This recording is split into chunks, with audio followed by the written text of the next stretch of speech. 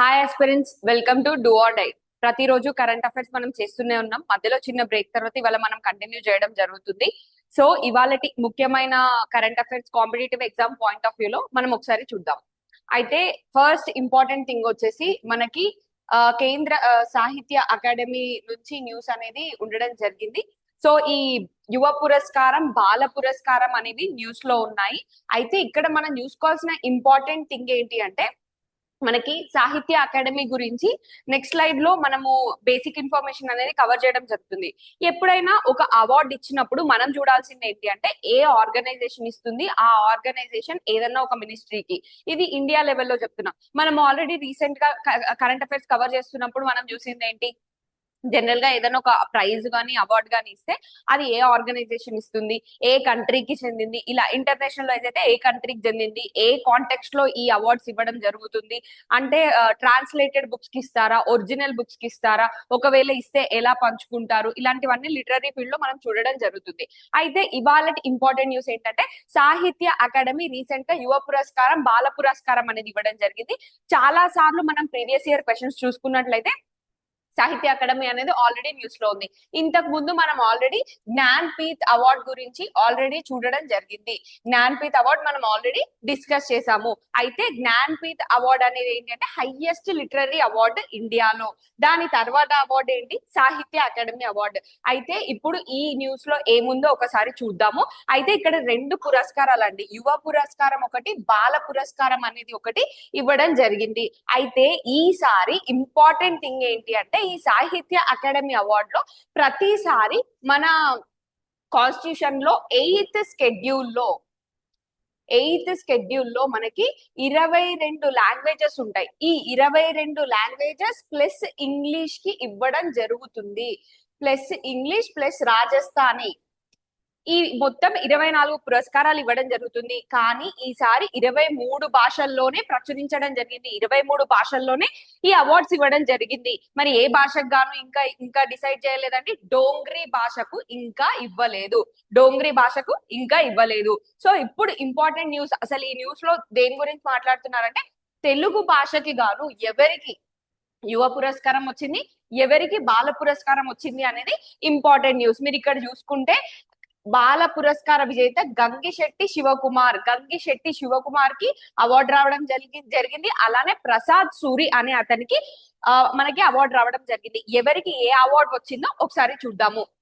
ఇక్కడ చూసుకుంటే మనకి గంగిశెట్టి శివకుమార్ రచించిన కబుర్ల దేవత గంగిశెట్టి శివకుమార్ రచించిన పుస్తకం పేరేంటండి, కబుర్ల దేవత. బేసిక్ గా మీరు చూసుకుంటే జరిగిన ప్రీవియస్ ఇయర్ క్వశ్చన్స్ వేటిలోనైనా సరే తెలుగుకి సంబంధించి పుస్తకాలు ఒకవైపు, రచయితలు ఒకవైపు ఇచ్చిన సందర్భాన్ని మనం చూడొచ్చు. రెండో థింగ్ ఏంటి అంటే సాహిత్య అకాడమీ అవార్డు గురించి కింది స్టేట్మెంట్స్ ని పరిశీలించండి అని చెప్పేసి మనకి అలా కూడా క్వశ్చన్ అడగొచ్చు. కాబట్టి మనకి ప్రతి దాని మీద అవగాహన ఉండాలి. ఎవరు ఏ బుక్ ఏ సంవత్సరంలో రాస్తే ఏ సంవత్సరంలో వచ్చింది. ఈ గంగిశెట్టి శివకుమార్ అనే అతను ఆల్రెడీ చిల్డ్రన్స్ కి సంబంధించి చాలా రైటింగ్స్ చేశారండి. సో ఈయన రచించిన బుక్ ఏంటి, కబుర్ల దేవత పుస్తకాన్ని బాల సాహిత్య పురస్కారం వచ్చింది. ప్రసాద్ సూరి రచించిన మైరావణ నవల సాహిత్య యువ పురస్కారానికి ఎంపికైంది. అయితే ప్రసాద్ సూరి రచించిన మూడవ పుస్తకం అండి ఈ మైరావణ అనే పుస్తకము. వేరేజ్ కబుర్ల దేవత రచించింది ఎవరండి, గంగిశెట్టి శివకుమార్ ఆల్రెడీ 400 బుక్స్ పైగా చిల్డ్రన్స్ కోసం అంటే పిల్లల కోసం, బాలల కోసం ఆల్రెడీ రచించడం జరిగింది. అయితే ఇప్పుడు ఏంటి అంటే జనరల్ గా మనం సాహిత్య అకాడమీ అవార్డు గురించి చూసుకున్నప్పుడు ఒక ఏమంటారు మొమెంటోతో పాటు ఒక 50,000 రూపీస్ ఇవ్వడం జరుగుతుంది. అయితే ఇప్పుడు మనము పుస్తకాల గురించి చూసుకున్నట్లయితే ఆ పుస్తకం దేని గురించి అనే విషయాన్ని కూడా మనం చూసుకోవాల్సి వస్తుంది. ఆల్రెడీ మనం బుకర్ ప్రైజ్ చేసినప్పుడు ఆ బుక్ దేని గురించి, ఒక ముస్లిం మహిళల యొక్క జీవితాన్ని గురించి అని మనం ఆల్రెడీ డిస్కస్ చేయడం జరిగింది. అలానే ఈ కబుర్ల దేవత అనే పుస్తకం దేని గురించి, అలాగే మైరావణ అనే పుస్తకం దేని గురించి అనే విషయం కూడా మీరు తీసుకొని పెట్టుకోండి. ఎందుకంటే కొన్నిసార్లు ఈ పుస్తకాల నుంచి మీరు ఎస్ఏ ఇంట్రడక్షన్ కానీ, లేకపోతే సొసైటీలో కానీ, లేకపోతే ఇంకెక్కడైనా సరే ఇంట్రడక్షన్స్ రాసే అవకాశం ఉంటుందండి. ఎవరైనా ఆల్రెడీ ఎగ్జామ్ రాసుంటే వాళ్ళకి అర్థమవుతుంది. ఇలాంటి పుస్తకాలని ఇంట్రడక్షన్ గా పెట్టుకొని, అంటే ఇది దేని గురించి ప్రస్తావిస్తుందో మీకు తెలిసింది అనుకోండి, ఆ ప్రస్తావించిన సంఘటనని, సన్నివేశాన్ని పట్టుకొని మీరు ఆన్సర్స్ రాయడానికి ఆస్కారం ఉంటుంది.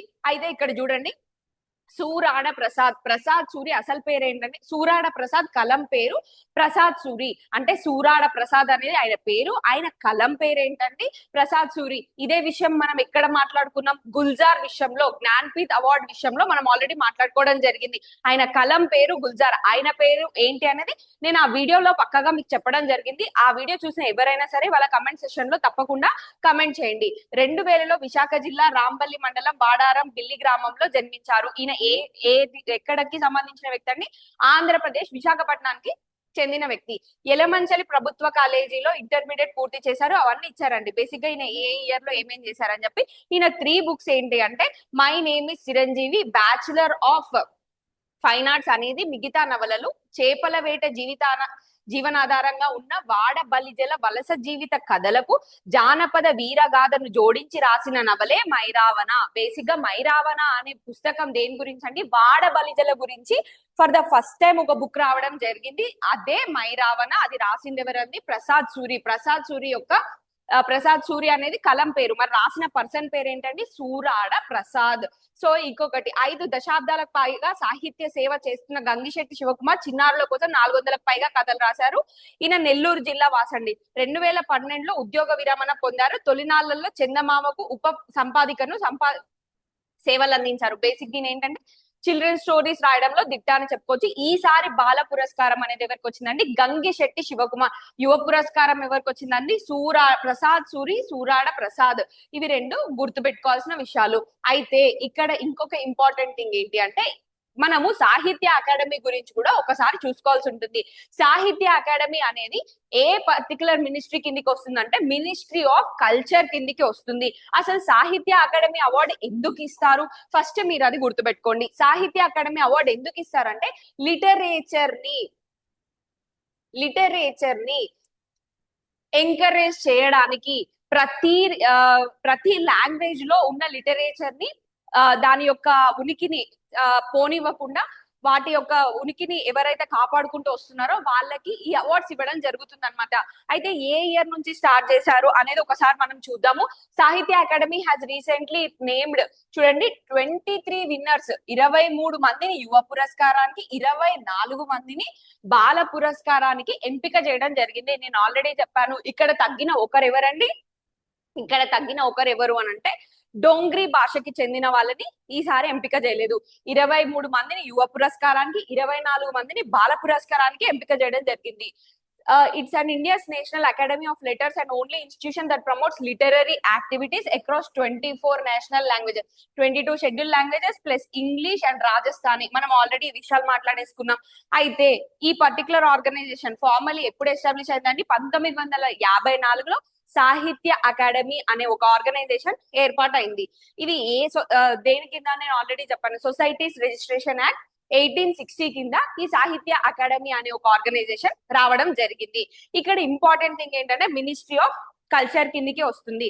అయితే ఇప్పుడు మనం చూసుకోవాల్సింది ఏంటి అంటే ఎప్పుడైనా సరే సాహిత్య అకాడమీ, జ్ఞాన్పీఠ్ అవార్డు ఇలాంటి వాటి గురించి మాట్లాడుతున్నప్పుడు తెలుగులో ఫర్ ద ఫస్ట్ టైం సాహిత్య అకాడమీ వచ్చిన వాళ్ళు ఎవరు అనేది మనం చూసుకోవాల్సి ఉంటుంది. అయితే తెలుగులో ఫస్ట్ సురవరం ప్రతాప్ రెడ్డికి రావడం జరిగిందండి. Suravaram Pratap Reddy.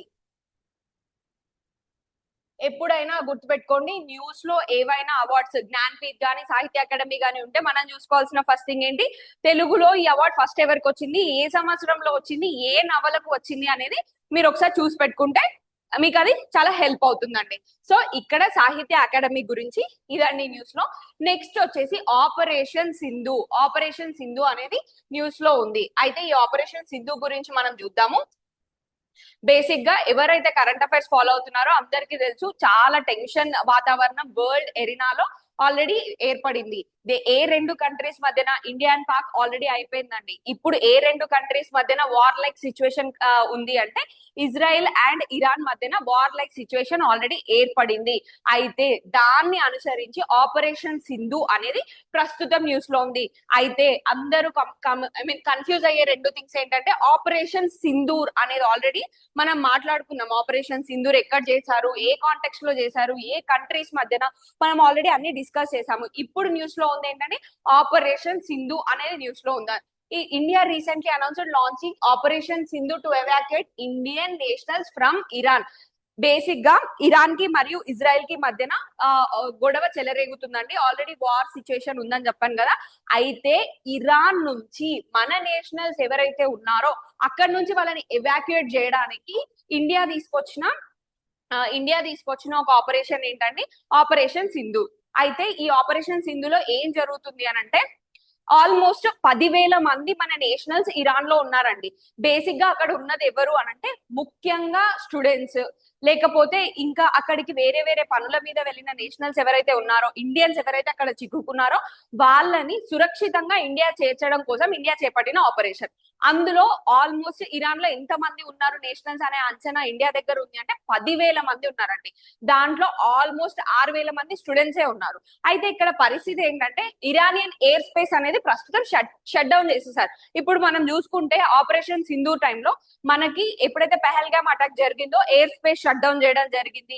Next war like situation ఏర్పడినప్పుడు ఫస్ట్ క్లోజ్ చేసేది ఎయిర్ స్పేస్. అప్పుడు మనం ఎవాక్యుయేట్ చేయలేం. మరి ఇప్పుడు ఈ ఆపరేషన్ సింధులో ఎలా తీసుకొస్తున్నారు ఇండియన్ నేషనల్స్ ని బయటికి అంటే ఏరోస్పేస్ షట్ అయినప్పుడు ల్యాండ్ రూట్ ద్వారా ఇరాన్ నైబరింగ్ కంట్రీ అయిన అర్మేనియాకి తీసుకొచ్చి అక్కడి నుంచి ఇండియాకి తరలిస్తున్నారు.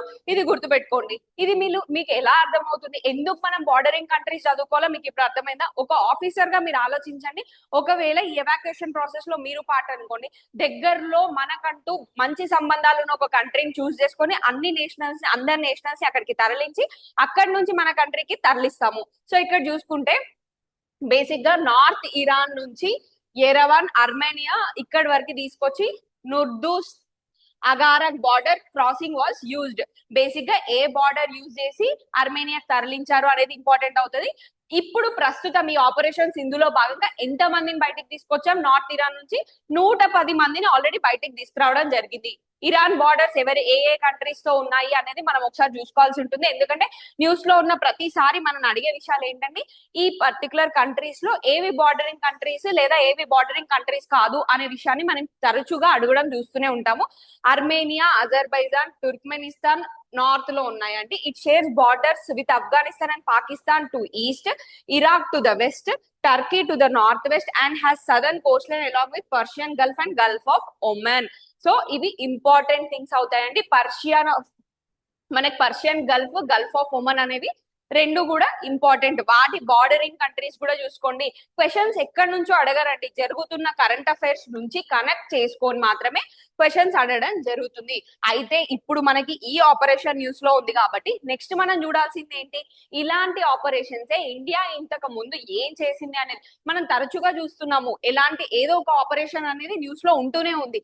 అలాంటి న్యూస్ లో ఉండే ఆపరేషన్స్ అనేది మనం తప్పకుండా ఏ ఇయర్ లో జరిగింది, ఎందుకంటే మీరు ప్రీవియస్ ఇయర్ క్వశ్చన్స్ చూసుకున్నట్లయితే ఆపరేషన్స్ ఇచ్చేసి ఏ సందర్భంలో ఈ ఆపరేషన్స్ ని చేపట్టారు అనే విషయాన్ని తరచుగా అడగడం జరుగుతుంది. కాబట్టి మీరు ఈ ఆపరేషన్స్ అనేవి ఒకసారి చూద్దాము.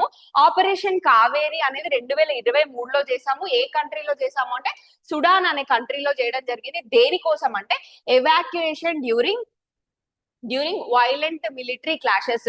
అంటే ఈ బేసిక్ గా ఇండియా ఎప్పుడైనా సరే వాళ్ళ యొక్క నేషనల్స్ ఎక్కడైనా ఉండి ఆపదలో ఉన్నారు అన్నప్పుడు, లేదంటే ఎవరికైనా హ్యుమానిటేరియన్ గ్రౌండ్స్ లో అన్నప్పుడు కూడా ఇలాంటి ఆపరేషన్స్ చేపట్టడం జరుగుతుంది. ఆపరేషన్ కావేరి అనేది సుడాన్ లో మిలిటరీ క్లాషెస్ జరిగినప్పుడు నేషనల్స్ ఎవాక్యుయేట్ చేయడానికి అక్కడ చేపట్టాం. నెక్స్ట్ ఆపరేషన్ అజయ్ అనేది 2023లో ఇజ్రాయెల్ లో చేసాము during Israel Hamas conflict. Middle east అనేది ఎప్పుడు రగులుతూనే ఉంటుందండి, నిత్య కాష్టం లాగా తగలబడుతూనే ఉంటుంది. అలాంటి టైంలో ఏంటంటే మన నేషనల్స్ అక్కడ ఉన్న వాళ్ళని ఎవరినైనా సురక్షితంగా మన కోసం తీసుకురావడానికి మనం ఇలాంటి ఆపరేషన్స్ అనేవి చేపట్టడం జరిగింది. ఆపరేషన్ గంగా 2022లో చూసాము యుక్రెయిన్ లో. అప్పుడు ఏం జరిగిందంటే రష్యా ఉక్రెయిన్ వార్ లో ఎవాక్యుయేట్ చేయడానికి మనకి రెండు కంట్రీస్ తోని సత్సంబంధాలు ఉన్నాయి కాబట్టి మాట్లాడి అక్కడ నుంచి తీసుకురావడం జరిగింది. ఆపరేషన్ దేవి శక్తి అనేది 2021లో ఆఫ్ఘనిస్తాన్ లో తాలిబాన్ టేక్ ఓవర్ చేసినప్పుడు చేయడం జరిగింది. ఆపరేషన్ సముద్ర సేతు అనేది 2020లో బేసిక్ గా సీ ద్వారా చేయడం జరిగింది. During COVID-19 pandemic Vande Bharat machine ద్వారా ఎవరైతే COVID-19 లో వివిధ దేశాల్లో చిక్కుకున్నారో సముద్రం ద్వారా వాళ్ళని మన ఇంటికి తీసుకొచ్చుకోవడం. ఆపరేషన్ రాహత్ ఇది 2015లో యెమెన్ లో సివిల్ కాన్ఫ్లిక్ట్ జరిగినప్పుడు చేయడం జరిగింది. ఆపరేషన్ సేఫ్ హోమ్ కమింగ్ 2011లో లిబియాలో చేసాము evacuation during civil war in Arab spring టైంలో. సో మనం ఏ ఆపరేషన్స్ ఏ సంవత్సరాల్లో ఏ కంట్రీస్ లో ఏ కాంటెక్స్ట్ లో చేసాం అనేది మనం ఇక్కడ కంప్లీట్ గా చూడడం జరిగింది. అయితే ఇప్పుడు జరిగిన ఆపరేషన్ ఎక్కడ జరిగింది? ఇరాన్ లో జరిగింది. ఆపరేషన్ పేరేంటి? ఆపరేషన్ సింధు. సో ఈ డీటెయిల్స్ అనేవి మనం తప్పకుండా చూసుకోవాల్సి ఉంటుంది. నెక్స్ట్ ఇంపార్టెంట్ థింగ్ వచ్చేసి యునెస్కో క్రియేటివ్ సిటీస్ నెట్వర్క్ అనేది ప్రస్తుతం న్యూస్ లో ఉంది. అయితే ఈ మన United nations UNESCO creative cities network అనేది జనరల్ గా ఏం చేస్తుంది అనేది ఒకసారి మనం చూద్దాం. బేసిక్ గా ఇది ఏం చేస్తుందంటే సస్టైనబుల్ డెవలప్మెంట్ గోల్స్ చూసుకున్నట్లయితే ఎస్డిజి గోల్స్ అనేది ఒకటి ఉంటుందండి. మీకు ఆల్రెడీ చెప్పాను, ఈ ఎస్డిజి గోల్స్ 17 ఏవైతే ఉంటాయో సస్టైనబుల్ డెవలప్మెంట్ గోల్స్ అంటాం. ఇవి మొత్తం 17 ఉంటాయండి. ఈ 17లో 11వ గోల్ దేని గురించి మాట్లాడుతుంది అంటే అర్బన్ డెవలప్మెంట్ గురించి మాట్లాడుతుందండి. అర్బన్ డెవలప్మెంట్ గురించి మాట్లాడుతుంది. యునెస్కోస్ క్రియేటివ్ సిటీస్ నెట్వర్క్ ఏం చేస్తుందంటే ఈ అర్బన్ డెవలప్మెంట్ అనేది క్రియేటివ్ గా సస్టైనబుల్ గా జరగాలి అని చెప్తుంది. అయితే ఈ అర్బన్ డెవలప్మెంట్ ని క్రియేటివ్ పాత్ లో తీసుకెళ్లడానికి యునెస్కో క్రియేటివ్ సిటీస్ నెట్వర్క్ అనేది పనిచేస్తూ ఉంటుంది. దాంట్లో భాగంగా రీసెంట్ గా ఏం జరిగిందండి? Lucknow has officially submitted its nomination for inclusion in the UNESCO Creative Cities Network to be titled city of gastronomy. City of gastronomy అనేది ఆల్రెడీ ఒక ఇండియన్ సిటీకి రావడం జరిగింది. అది మరీ మన మనసులకు చాలా దగ్గరైన సిటీ. ఆ సిటీ ఏంటో కామెంట్ సెక్షన్ లో తెలియజేయండి. అయితే ప్రస్తుతం ఏం జరుగుతుంది? లక్నో అనే సిటీ బేసిక్ గా అప్లికేషన్ పెట్టుకుంది యునెస్కో క్రియేటివ్ సిటీ నెట్వర్క్ లో భాగం అవ్వడానికి. అయితే బేసిక్ గా మనం యునెస్కో క్రియేటివ్ సిటీస్ నెట్వర్క్ ఒకసారి చూద్దాం. ఇది 2004లో ఏర్పడిందండి. దేన్ని ప్రమోట్ చేయడానికి అంటే cooperation among cities that have identified creativity as strategic factor for sustainable urban development. Basic గా ఏం చేస్తుందంటే ఏ సిటీలో అయితే ఏదైతే ఎక్కువ ఫేమస్ ఉంటుందో ఆ పర్టికులర్ కాంపోనెంట్ వాళ్ళ కల్చర్ తో పెనవేసుకొని ఉంటుంది. ఆ పెనవేసుకున్న ఆ కల్చరల్ ఫ్యాక్టర్ ని తీసుకొని వాళ్ళ యొక్క సస్టైనబుల్ డెవలప్మెంట్ కోసం దాన్ని గుర్తిస్తే ఏమవుతుందంటే ఒక గుర్తింపు లభించినప్పుడు ఏమవుతుంది అంటే ఇప్పుడు చూడండి, మనం జాగ్రఫికల్ ఇండికేషన్స్ జిఐ ట్యాగ్స్ అనేది ఇవ్వడం జరుగుతుంది. సపోజ్ బంగినపల్లి మామిడి పళ్ళు అంటాం. దాని వల్ల ఏమవుతుంది? అక్కడ ఎవరైతే మామిడి పళ్ళ మీద వాళ్ళ జీవనోపాధి ఏర్పడుతుందో ఒక ఐడెంటిఫికేషన్ రావడంతో మార్కెటింగ్ బ్రాండింగ్ అనేది ఏర్పడుతుంది. దానివల్ల ఆ సిటీస్ లేకపోతే ఆ ఏరియాస్ అనేది డెవలప్ అవడం జరుగుతుంది. అక్కడ ఒక ప్రత్యేకత ఉంది అని అందరూ మార్కెటింగ్ దాని వైపు వెళ్తుంది. కాబట్టి ఇక్కడ కూడా అంతే. Next, it was launched to promote UNESCO's goals for cultural diversity and strengthen resilience that threats climate change, rising inequality, rapid urbanization. ఈ ర్యాపిడ్ అర్బనైజేషన్ ని సస్టైనబుల్ వేలో చేస్తూనే ఏమని అనుకుంటున్నారు? క్రియేటివ్ గా కల్చరల్ టైస్ తో చేయాలి అనేది వాళ్ళ ఉద్దేశం. యూసీసీఎన్ గురించి మనం చూసుకుంటే leveraging the creative social economic potential of cultural industries. UN గురించి ఏ విషయం న్యూస్ లో ఉన్నా తప్పకుండా కవర్ చేయండి. ఎందుకంటే ఏ ఎగ్జామ్ యూపీఎస్సీ అయినా టీజీపీఎస్సీ అయినా ఏపీపీఎస్సీ అయినా ఏ ఎగ్జామ్ రాస్తున్నప్పటికీ యుఎన్ అనేది ఒక ఇంపార్టెంట్ ఫ్యాక్టర్ అండి. మీరు ఎగ్జామ్ పాయింట్ ఆఫ్ వ్యూ లో చూసుకున్నప్పుడు అదొక ఇంపార్టెంట్ థీమ్ అవుతుంది. ఆల్రెడీ యూసీసీఎన్ లో యునెస్కోస్ క్రియేటివ్ సిటీస్ నెట్వర్క్ లో ఆల్రెడీ 10 ఇండియన్ సిటీస్ పార్ట్ గా ఉన్నాయండి. ఇది కూడా ఎందుకు ఇంపార్టెంట్ అంటే మనకి మ్యాచ్ ద ఫాలోయింగ్ రూపంలో ఇది ఇవ్వడం జరుగుతుంది. కాబట్టి ఏ కంట్రీ దేనికి గాను ఫేమస్ గా ఉందో ఒకసారి చూద్దాం. కోజికోడ్ అనేది లిటరేచర్ కోసం. బేసిక్ గా కోజికోడ్ అనేది ఫస్ట్ సిటీ లిటరేచర్ కోసం. గ్వాలియర్ మ్యూజిక్ ఈ లిస్ట్ లో లాస్ట్ టైం యాడ్ అయ్యాయండి. ఎర్లియర్ ఇంతకు ముందు చూసుకుంటే Jaipur crafts and folk arts, Varanasi music, Chennai music, Mumbai film, Hyderabad gastronomy, Srinagar crafts and folk arts have also held the spot. Already నేను చెప్పాను హైదరాబాద్ సిటీ ఆఫ్ గ్యాస్ట్రానమీగా ఆల్రెడీ ఉంది. ఇప్పుడు మళ్ళీ లక్నో కూడా ఇంక్లూడ్ అవ్వడానికి అప్లికేషన్ పెట్టుకుంది. జైపూర్ వచ్చేసి క్రాఫ్ట్స్ అండ్ సిటీ. ఇవి మీరు ఒకసారి చూసుకోండి. ఇప్పుడు చూడండి చెన్నై, వారణాసి రెండు కూడా మ్యూజిక్. మనం ఇక్కడ కన్ఫ్యూజ్ అవుతూ ఉంటాం కొన్నిసార్లు, వేరే ఇంకేదైనా పారామీటర్ కి చూస్ చేసుకున్నారేమో అని. అట్లా కన్ఫ్యూజ్ కావద్దండి. ఒకసారి ఈ సిటీస్ అన్నిటిని మీరు ఒక గ్లాన్స్ ఇవ్వండి. ఎందుకంటే లాస్ట్ టైం కూడా దీని మీద ఇలాంటి క్వశ్చన్స్ అడగడం జరిగింది కాబట్టి మీరు ఒకసారి చూసుకోవాల్సి ఉంటుంది. నెక్స్ట్ ఇంపార్టెంట్ థింగ్ వచ్చేసి గ్లోబల్ న్యూక్లియర్ ఆర్సెనల్ అనేది ప్రస్తుతం న్యూస్ లో ఉందండి. వార్ లైక్ సిచ్యువేషన్ మొత్తం వరల్డ్ వార్ 3 వస్తుందా అన్న సంఘటనలు కూడా మనం రీసెంట్ గా చూస్తూ ఉన్నాము. కంట్రీస్ అన్ని ఒకరి సైడ్ ఒకరు తీసుకోవడం, యుఎన్ ఫెయిల్ అయిందా ఏంటి అనేది మనం ఫర్దర్ గా చూద్దామండి వీడియోస్ లో. కాకపోతే గ్లోబల్ న్యూక్లియర్ ఆర్సెనల్ అనేది ప్రస్తుతం న్యూస్ లో ఉంది. అది ఏంటి అనేది ఒకసారి చూద్దాం. అంటే బేసిక్ గా ఏంటి అంటే ఈ గ్లోబల్ న్యూక్లియర్ ఆర్సెనల్ అంటే ప్రపంచ వ్యాప్తంగా న్యూక్లియర్ వార్ హెడ్స్ కానీ న్యూక్లియర్ స్టాక్ పైల్స్ కానీ బేసిక్ గా న్యూక్లియర్ వెపన్స్ ఏ కంట్రీస్ దగ్గర ఉన్నాయి అని ఒక జాబితా అన్నమాట. ఏ కంట్రీ దగ్గర ఎంత ఉన్నాయి, ఏ కంట్రీలో హైయెస్ట్ ఉన్నాయి, ఏ 2 కంట్రీస్ ఏ 3 కంట్రీస్ కలిపితే 80% 90% న్యూక్లియర్ వెపన్స్ వాళ్ళ దగ్గర ఉంచుకున్నారు అనేది ఈ ప్రస్తుత నివేదిక మాట్లాడుతుంది. ఈ నివేదిక ఏంటి అనేది చూస్తే Stockholm international peace research institute SIPRI అంటామండి. ఇది తరచుగా న్యూక్లియర్ థింగ్స్ వచ్చినప్పుడు మన న్యూస్ లో ఉంటుంది. Stockholm international peace research institute SIPRI అనేది ఏం చేసింది, లేటెస్ట్ గా న్యూ ఇయర్ బుక్ 2025 రిలీజ్ చేయడం జరిగింది. దాంట్లో ఏం జరిగిందండి, 9 countries world wide possess as many as 12,241 nuclear weapons as of January 1st 2025. January 1st 2025 నాటికి ఎన్ని కంట్రీస్ అండి, 9 దేశాలు 12,241 న్యూక్లియర్ వెపన్స్ పొసెస్ చేస్తున్నాయి అని ఆ న్యూ ఇయర్ బుక్ 2025 సిప్రి నివేదిక ప్రకారం మనకు తెలుస్తుంది. అయితే ఈ గ్లోబల్ న్యూక్లియర్ ఆర్సెనల్ గురించి మనం చూసుకుంటే at the start of 2025 9 states together possessed approximately 12,241 nuclear weapons. Basic గా ఈ రిపోర్ట్ ఏం చెప్తుందంటే ఆ 9 కంట్రీస్ ఏవి అనేది చూస్తే US, Russia, United Kingdom, France, China, India, Pakistan, Democratic Republic of Korea, basic గా నార్త్ కొరియా అండ్ ఇజ్రాయెల్. ఇవి 9 కంట్రీస్ అని చెప్తున్నారు. అయితే న్యూక్లియర్ వెపన్స్ విషయానికి వచ్చేటప్పటికి ఎన్పిటి నాన్ ప్రొలిఫరేషన్ ట్రీటీ ఒకటి, టిపిఎన్డబ్ల్యూ అనేవి రెండు ఏమంటారు, 2 పాలసీలు లేకపోతే 2 అగ్రిమెంట్లు ఇలాంటివి 2 ఉన్నాయండి. ఆ 2 ఏంటి అంటే నాన్ ప్రొలిఫరేషన్ ట్రీటీ ఏం చెప్తుంది అని అంటే న్యూక్లియర్ వెపన్ యూసేజ్ ఎక్స్పాన్షన్ మీద, అంటే ఉన్న దాంట్లోనే న్యూక్లియర్ వెపన్స్ ని ఇంకక్కడికే ఆపేసే విధంగా, వాటి యొక్క ఎక్స్పాన్షన్ ఆపే విధంగా ఈ ట్రీటీ చూస్తుంది.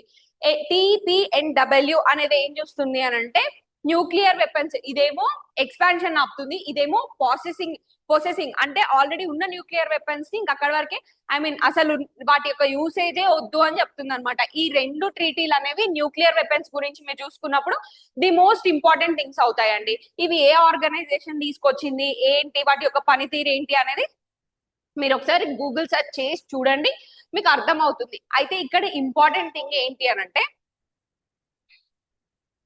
ఈ న్యూక్లియర్ వెపన్స్ విషయానికి వచ్చేసరికి ఈ ప్రస్తుత నివేదిక ఏం చెప్తుందండి, ఓన్లీ రష్యాకే హైయెస్ట్ న్యూక్లియర్ వెపన్స్ ఉన్నాయి. ఈ 2 కంట్రీసే ఆల్మోస్ట్ 87% వరకు ఈ న్యూక్లియర్ వార్ హెడ్స్ అనేది కవర్ చేయడం జరుగుతుంది. అంటే బేసిక్ గా ఏంటి అండి, దీని వల్ల మనకి ఏమర్థం అవుతుంది, న్యూక్లియర్ వెపన్స్ అనేవి ఒక డబల్ హెడెడ్ స్వాడ్ లాగా అండి, బిగ్ వార్స్ రాకుండా ఆపగలుగుతాయి. ఎందుకంటే ఒకవేళ నా దగ్గర న్యూక్లియర్ వెపన్ ఉంది, ఇంకొక కంట్రీ ఏ కంట్రీ బి కంట్రీ 2 దగ్గర న్యూక్లియర్ వెపన్స్ ఉన్నాయంటే ఒక కంట్రీ ఇంకొక కంట్రీ మీద అటాక్ చేయడానికి ఆలోచిస్తుంది. ఎందుకంటే న్యూక్లియర్ వెపన్ వాడితే మనము నాశనం అవుతాము అనే ఒక ఉద్దేశంతో. కాబట్టి అదొక పాజిటివ్ అని అనుకోవచ్చు. కాకపోతే మోడర్న్ వార్ఫేర్ లో ఈ న్యూక్లియర్ వెపన్స్ అనేవి చాలా మేజర్ థ్రెట్ గా మారాయి. అంటే నెక్స్ట్ వార్ అంటూ జరిగితే కొన్ని జనరేషన్స్ అసలు మానవాళే లేకుండా కూడా అయిపోయే ఛాన్స్ ఈ న్యూక్లియర్ వెపన్స్ వల్లనే ఉంది. కాబట్టి కొంచెం జాగ్రత్తగా ఉండాలి. అయితే ఎన్పిటి అనే దాని గురించి, నాన్ ప్రొలిఫరేషన్ ట్రీటీ గురించి మనం ఆల్రెడీ మాట్లాడాము. దీంట్లో ఇండియా భాగం కాదు. ఎందుకు అనే విషయాన్ని ఒకసారి మీరు నా కమెంట్ సెక్షన్ లో తెలియజేయండి. దానికి రీజన్ ఉంది. అయితే ఇక్కడ ఏ కంట్రీ ఎంతెంత వార్ హెడ్స్ న్యూక్లియర్ వెపన్స్ ఎన్ని పోసెస్ చేస్తుంది అనే విషయాన్ని మనం ఇక్కడ క్లియర్ గా ఇవ్వడం జరిగింది. ఒకసారి చూడండి. నెక్స్ట్ ఇంపార్టెంట్ థింగ్, ఫతా-2 మిసైల్ అనేది ప్రస్తుతం న్యూస్ లో ఉందండి. ఈ ఫతా-2 మిసైల్ అనేది ఏ కంట్రీకి సంబంధించింది అని అంటే ఇది ఇరాన్ కి సంబంధించిన ఒక మిసైల్ అండి. బేసిక్ గా ఫతా అంటే ఫార్సీ లాంగ్వేజ్ లో కాంక్వెరర్ అని అర్థం. కాంక్వెరర్ అని ఏ లాంగ్వేజ్ లో అంటే ఫార్సీ లాంగ్వేజ్ లో దీని యొక్క మీనింగ్. ఇది హైపర్సోనిక్ అంటే మీనింగ్ ఏంటంటే సౌండ్ కంటే కూడా 5 టైమ్స్ స్పీడ్ ఎక్కువ ఉంటే హైపర్సోనిక్ అంటాము. Ballistic missile, hypersonic ballistic missile. Ballistic అంటే మీనింగ్ ఏంటి అంటే used under the gravity of earth కింద అంటే గ్రావిటీ లోపలే ఈ మిసైల్ పనిచేస్తుంది కాబట్టి బాలిస్టిక్ మిసైల్ అంటాం. హైపర్సోనిక్ బాలిస్టిక్ మిసైల్ ఫతా అనేది ఎవరిదండి? ఇరాన్ కి సంబంధించిన హైపర్సోనిక్ బాలిస్టిక్ మిసైల్. దీన్ని ఫార్సీ లాంగ్వేజ్ లో కాంక్వరర్ అంటాము. అయితే బేసిక్ గా ఇది new version of first domestically made hypersonic ballistic missile named Fatah అని ఆల్రెడీ వాళ్ళు ఇండిజినియస్ గా మనకి డొమెస్టికల్ గా హైపర్సోనిక్ బాలిస్టిక్ మిసైల్ ఆల్రెడీ చేసుకోవడం జరిగింది. దాని యొక్క రెండో వర్షనే ప్రస్తుతం మనం మాట్లాడుకున్న ఫతా 2.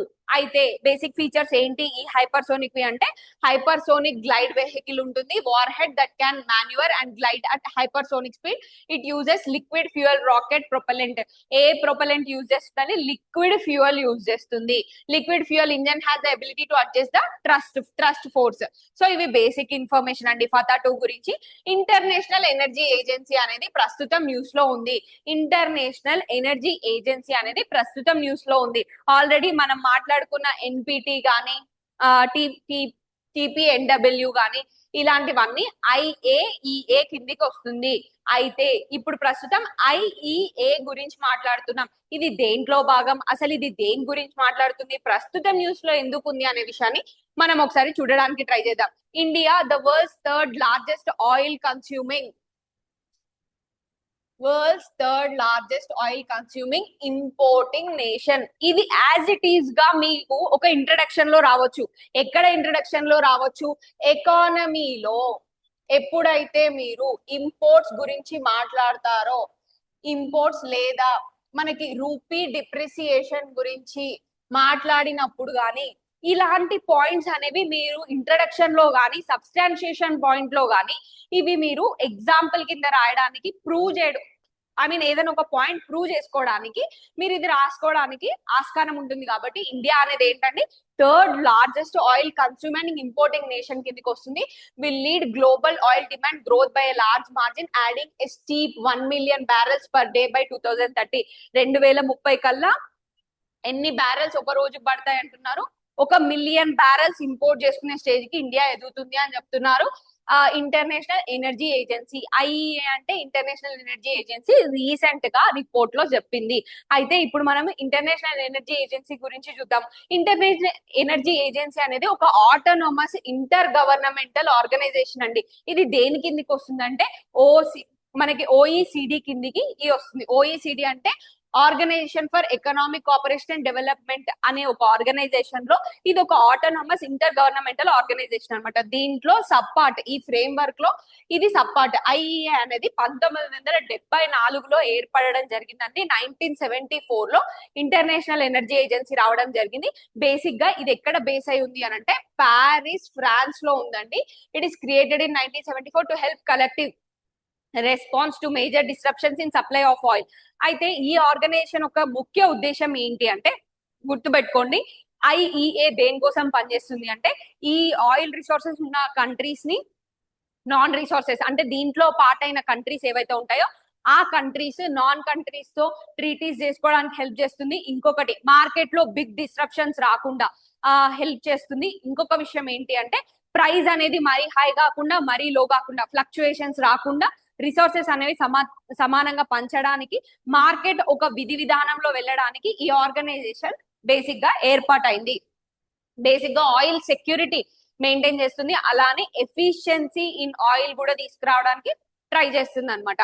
ఐఈఏ బేసిక్ గా 4 మెయిన్ ఏరియాస్ మీద ఫోకస్ చేస్తుంది: energy security, economic development, environmental awareness, engagement world wide. Taking on all fuels, all technology approach, IEA recommends policies that enhance the reliability and affordability and sustainability of energy. So ఇది ఒక important news అండి. Next ఇక్కడ membership ఎవరు అనేది చూసుకుంటే 32 countries ఉన్నాయండి. మొత్తము 32 countries ఐఈఏలో part. It also includes 13 association countries including India and China. 13 association countries, మొత్తం 32 కంట్రీస్, దాంట్లో 13 అసోసియేషన్ కంట్రీస్ ఉంటే ఇండియా చైనా కూడా దీంట్లో పార్ట్. మనం ఇంపార్టెంట్ గా ఎందుకు చూస్తున్నాం అంటే ఇండియా ఇందులో పార్ట్ కాబట్టి. క్రైటీరియా ఏంటండి మెంబర్షిప్ కి? Candidate country of IEA must be a member country of OECD. Already మాట్లాడుకున్నాం ఐఈఏ దేంట్లో పార్ట్? ఓఈసిడి లో పార్ట్. కాబట్టి ఇక్కడ మెంబర్ అవ్వాలంటే ఓఈసిడి లో మెంబర్ అయి ఉండాలి. సో ఇది important news.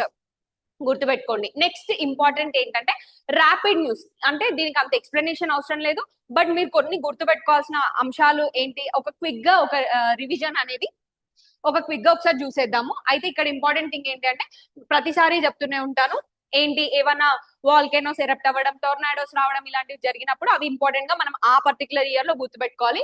Indonesia's mount Lewotobi Lakilaki volcano erupted.